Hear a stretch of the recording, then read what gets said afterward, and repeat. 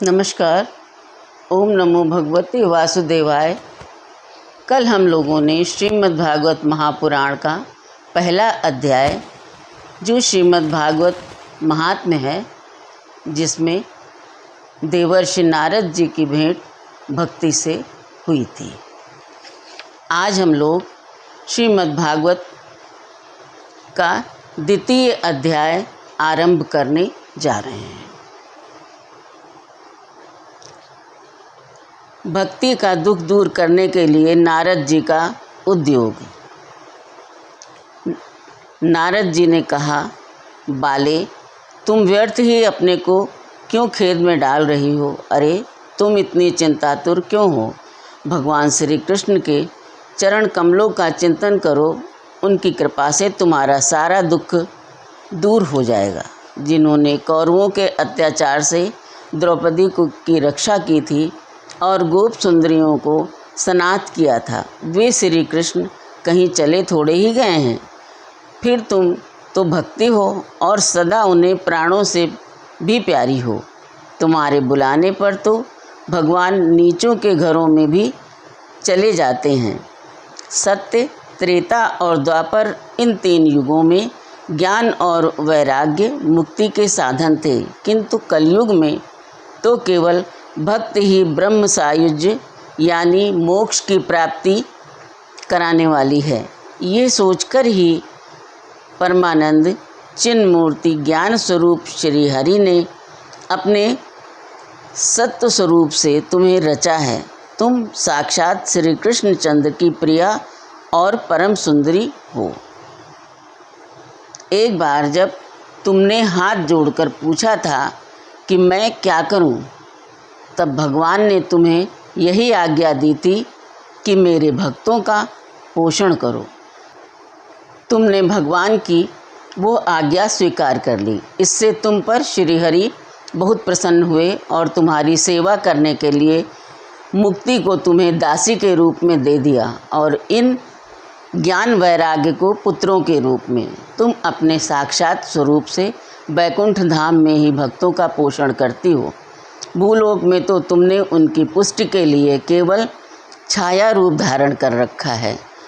तब तुम मुक्त ज्ञान और वैराग्य को साथ लिए पृथ्वी तल पर आई और सत्य युग से द्वापर पर्यंत बड़े आनंद से रही। कलयुग में तुम्हारी दासी मुक्ति पाखंड रूप रोग से पीड़ित होकर क्षीण होने लगी थी, इसलिए वो तो तुरंत ही तुम्हारी आज्ञा से वैकुंठ लोक को चली गई।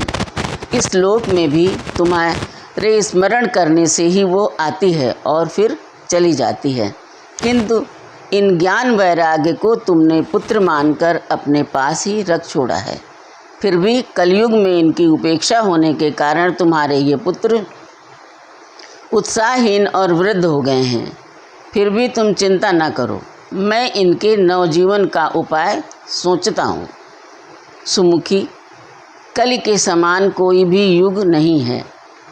इस युग में तुम्हें घर घर में प्रत्येक पुरुष के हृदय में स्थापित कर दूंगा। देखो, अन्य सब धर्मों को दबाकर और भक्ति विषयक महोत्सवों को आगे रखकर यदि मैंने लोक में तुम्हारा प्रचार न किया तो मैं श्री हरि का दास नहीं। इस कलयुग में जो जीव तुमसे युक्त होंगे वे पापी होने पर भी बेखटके भगवान श्री कृष्ण के अभय धाम को प्राप्त होंगे। जिनके हृदय में निरंतर प्रेम रूपिणी भक्ति निवास करती है, वे शुद्ध अंतःकरण पुरुष स्वप्न में भी यमराज को नहीं देखते। जिनके हृदय में भक्ति महारानी का निवास है, उन्हें प्रेत, पिशाच, राक्षस या दैत्य आदि स्पर्श करने में भी समर्थ नहीं हो सकते हैं। तप, वेदाध्ययन, ज्ञान और कर्म आदि किसी भी साधन से भगवान वश में नहीं किए जा सकते। वे केवल भक्ति से ही वशीभूत होते हैं। इसमें श्री गोपीजन प्रमाण हैं। मनुष्यों का सहस्रों जन्म के पुण्य प्रताप से भक्ति में अनुराग होता है। कलयुग में केवल भक्ति ही सार है। भक्ति से तो साक्षात श्री कृष्णचंद्र सामने उपस्थित हो जाते हैं। जो लोग भक्ति से द्रोह करते हैं वे तीनों लोकों में दुख ही दुख पाते हैं। पूर्व काल में भक्त का तिरस्कार करने वाला दुर्वासा ऋषि को बड़ा कष्ट उठाना पड़ा था।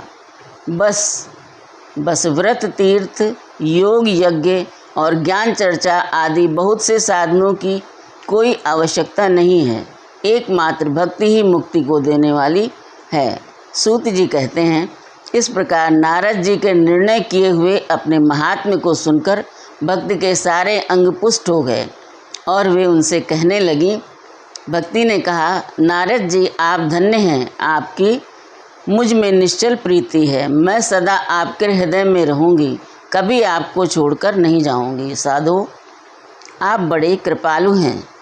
आपने क्षण भर में ही मेरा सारा दुख दूर कर दिया, किंतु अभी मेरे पुत्रों में चेतना नहीं आई है। आप इन्हें शीघ्र ही सचेत कर दीजिए और जगा दीजिए। सूत जी कहते हैं, भक्ति के ये वचन सुनकर नारद जी को बड़ी करुणा आई और वे उन्हें हाथ से हिला डुलाकर जगाने लगे।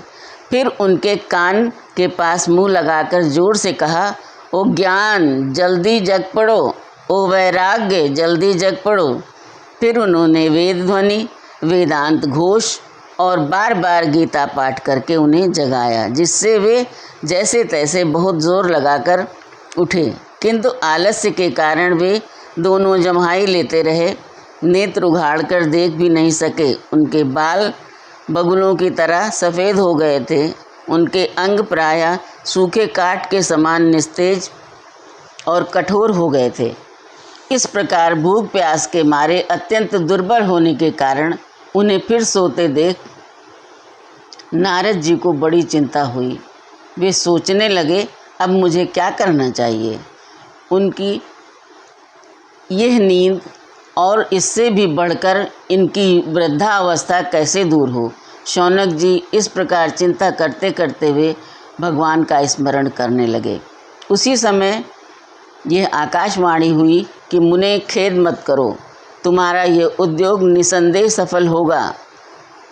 देवर्षे, इसके लिए तुम एक सत्कर्म करो, वो कर्म तुम्हें संत शिरोमणि महानुभाव बताएंगे। उस सत्कर्म का अनुष्ठान करते ही क्षण भर में इनकी नींद और वृद्धावस्था चली जाएगी तथा सर्वत्र भक्ति का प्रसार होगा। यह आकाशवाणी वहाँ सभी ने साफ साफ सुनी।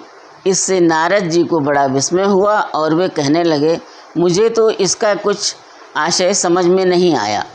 नारद जी बोले, इस आकाशवाणी ने भी गुप्त रूप में ही बात कही है। ये नहीं बताया कि वो कौन सा साधन किया जाए जिससे इनका कार्य सिद्ध हो। वे संत न जाने कहाँ मिलेंगे और किस प्रकार उस साधन को बताएंगे। अब आकाशवाणी ने जो कुछ कहा है उसके अनुसार मुझे क्या करना चाहिए।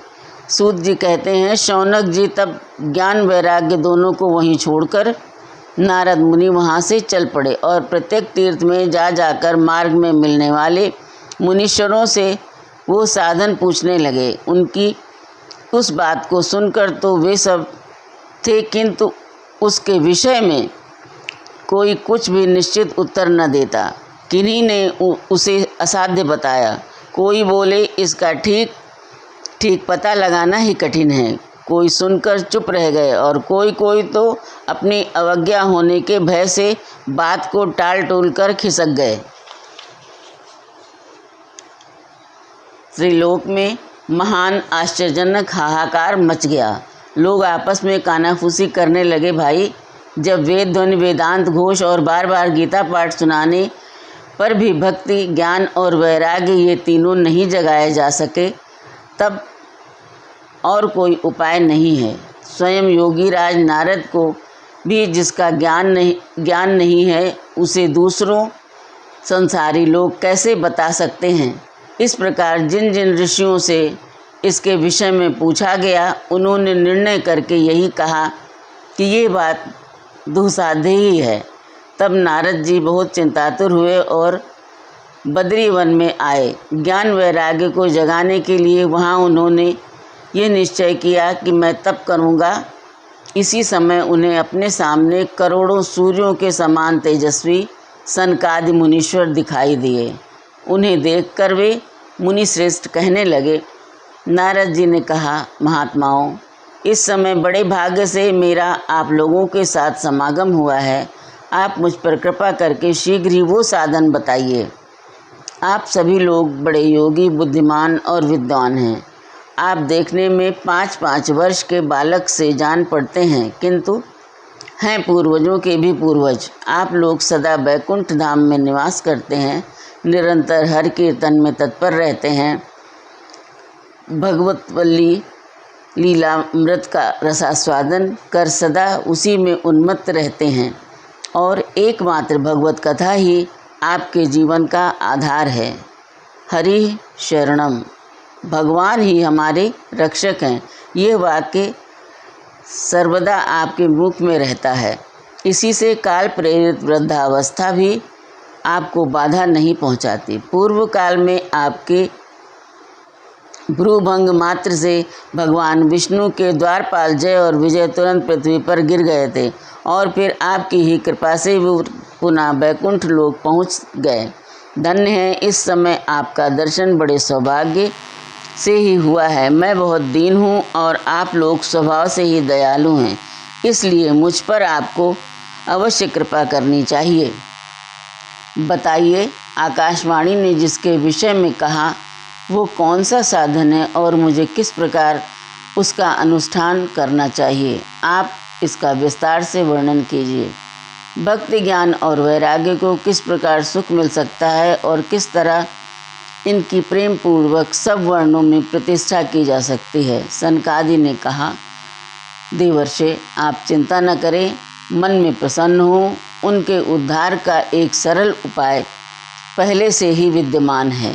नारद जी, आप धन्य हैं। आप विरक्तों के शिरोमणि हैं, श्री कृष्ण दासों के शाश्वत पथ प्रदर्शक एवं भक्ति योग के भास्कर हैं। आप भक्ति के लिए जो उद्योग कर रहे हैं, ये आपके लिए कोई आश्चर्य की बात नहीं है, नहीं समझनी चाहिए। भगवान के भक्त के लिए तो भक्ति की सम्यक स्थापना करना सदा उचित ही है। ऋषियों ने संसार में अनेकों मार्ग प्रकट किए हैं, किंतु वे सभी कष्ट साध्य हैं और परिणाम में प्रायः स्वर्ग की ही प्राप्ति कराने वाले हैं। अभी तक भगवान की प्राप्ति कराने वाला मार्ग तो गुप्त ही रहा है। उसका उपदेश करने वाला पुरुष प्रायः भाग्य से ही मिलता है। आपको आकाशवाणी ने जिस सत्कर्म का संकेत किया है उसे हम बतलाते हैं। आप प्रसन्न और समाहित चित्त होकर सुनिए। नारद जी, द्रव्य यज्ञ, तपो यज्ञ, योग यज्ञ और स्वाध्याय रूप ज्ञान यज्ञ, ये सब तो स्वर्ग आदि की प्राप्ति कराने वाले कर्म की ही ओर संकेत करते हैं। पंडितों ने ज्ञान यज्ञ को ही सत्कर्म यानी मुक्तिदायक कर्म का सूचक माना है। वो श्रीमद् भागवत का पारायण है, जिसका ज्ञान शुकादि महानुभावों ने किया है। उसके शब्द सुनने से ही भक्ति, ज्ञान और वैराग्य को बड़ा बल मिलेगा।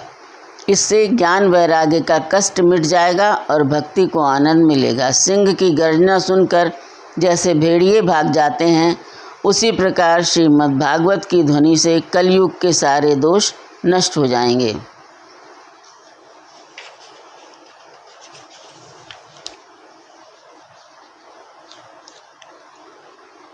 तब प्रेम रस प्रवाहित करने वाली भक्ति, ज्ञान और वैराग्य को साथ लेकर प्रत्येक घर और व्यक्ति के हृदय में क्रीड़ा करेगी। नारद जी ने कहा, मैंने वेद वेदांत की ध्वनि और गीता पाठ करके उन्हें बहुत जगाया, किंतु फिर भी भक्ति, ज्ञान और वैराग्य ये तीनों नहीं जगे। ऐसी स्थिति में श्रीमद् भागवत सुनाने से वे कैसे जगेंगे? क्योंकि उस कथा के प्रत्येक श्लोक और प्रत्येक पद में भी वेदों का ही तो सारांश है। आप लोग शरणागत वत्सल हैं तथा आपका दर्शन कभी व्यर्थ नहीं होता। इसलिए मेरा ये संदेह दूर कर दीजिए, इस कार्य में विलंब न कीजिए।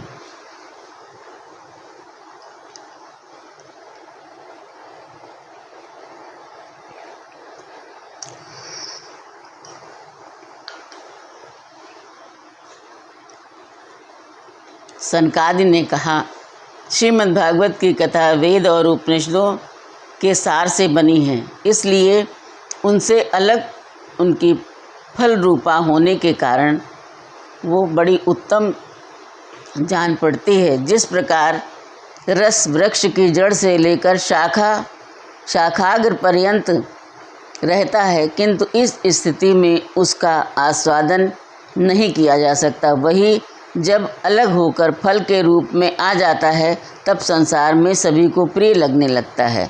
दूध में भी घी रहता ही है, किंतु उस समय उसका अलग स्वाद नहीं मिलता, वही जब उससे अलग हो जाता है तब देवताओं के लिए भी स्वादवर्धक हो जाता है। खांड ईख के ओर छोर और बीच में भी व्याप्त रहती है, तथापि अलग होने पर उसकी कुछ और ही मिठास होती है। ऐसी ही ये भागवत की कथा है। ये भागवत पुराण वेदों के समान है। श्री व्यासदेव जी ने इसे भक्ति ज्ञान और वैराग्य की स्थापना के लिए प्रकाशित किया है। पूर्व काल में जिस समय वेद वेदांत के पारगामी और गीता की भी रचना करने वाले भगवान व्यासदेव खिन्न होकर अज्ञान समुद्र में गोते खा रहे थे, उस समय आपने ही उन्हें 4 श्लोकों में इसका उपदेश दिया था। उसे सुनते ही उनकी सारी चिंता दूर हो गई थी। फिर इसमें आपको आश्चर्य क्यों हो रहा है जो आप हमसे प्रश्न कर रहे हैं? आपको उन्हें शोक और दुख का विनाश करने वाला श्रीमद् भागवत पुराण ही सुनाना चाहिए। नारद जी ने कहा, महानुभावों, आपका दर्शन जीव के सम्मुख पापों को तत्काल नष्ट कर देता है और जो संसार दुख स्वरूप दावानल से तपे हुए हैं उन पर शीघ्र ही शांति की वर्षा करता है। आप निरंतर शेष जी के सहस्त्र मुखों से गाए हुए भगवत कथा अमृत का ही पान करते रहते हैं। मैं प्रेम लक्षणा भक्ति का प्रकाश करने के उद्देश्य से आपकी शरण लेता हूँ। जब अनेकों जन्मों के संचित पुण्य पुंज का उदय होने से मनुष्य को सत्संग मिलता है, तब वह उसके अज्ञान जनित मोह और मद रूप अंधकार का नाश करके विवेक का उदय होता है। द्वितीय अध्याय समाप्त।